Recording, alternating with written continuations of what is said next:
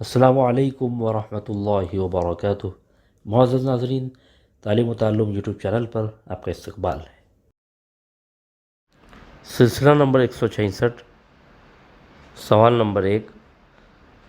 غزوہ بدر کے موقع پر آپ صلی اللہ علیہ وسلم نے صحابہ سے مشورہ فرمایا تو مہاجرین میں سے کن صحابہ نے پرزور تقریریں کیں؟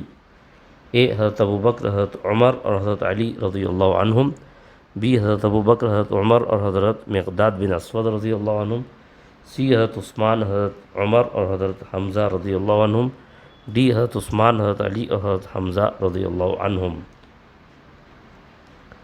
تو غزوہ بدر کے موقع پر آپ صلی اللہ علیہ وسلم نے جب مشورہ فرمایا تو حضرت ابوبکر، حضرت عمر اور حضرت مقداد بن اسود رضی اللہ عنہم نے پرزور تقریریں کیں اور اپنی جانثاری کے اور وفاداری کا تذکرہ کیا۔ آپشن بی درست جواب۔ سوال نمبر 2۔ جب آپ صلی اللہ علیہ وسلم نے غزوہ بدر کے موقع پر صحابہ سے مشورہ فرمایا تو انصار میں سے کس صحابی نے پرزور تقریر کی؟ اے حضرت سعد بن معاذ رضی اللہ عنہ۔ بی حضرت ابو طلحہ رضی اللہ عنہ۔ سی حضرت ابو ایوب انصاری رضی اللہ عنہ۔ ڈی حضرت اسعد بن زرارہ رضی اللہ عنہ۔ جب آپ صلی اللہ علیہ وسلم نے غزوہ بدر کے موقع پر مشورہ فرمایا کہ مدینہ سے باہر جا کے لڑنے کے تعلق سے مشورہ تھا، چونکہ حضرت انصار سے یہ معاہدہ ہوا تھا کہ وہ مدینہ میں رہ کر حفاظت کریں گے، تو آپ ان کی رائے جاننا چاہتے تھے۔ حضرت سعد بن معاذ رضی اللہ تعالیٰ عنہ نے پرزور تقریر کی۔ آپشن اے درست جواب۔ سوال نمبر 3۔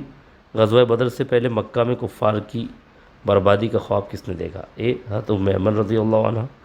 بی آپ صلی اللہ علیہ وسلم کی پھوپھی حضرت عاتکہ بنت عبد المطلب نے۔ سی حضرت ام ہانی رضی اللہ عنہ۔ ڈی ان میں سے کوئی نہیں۔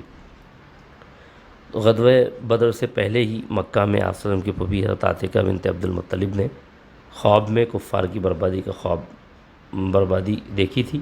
بہت بہت شکریہ۔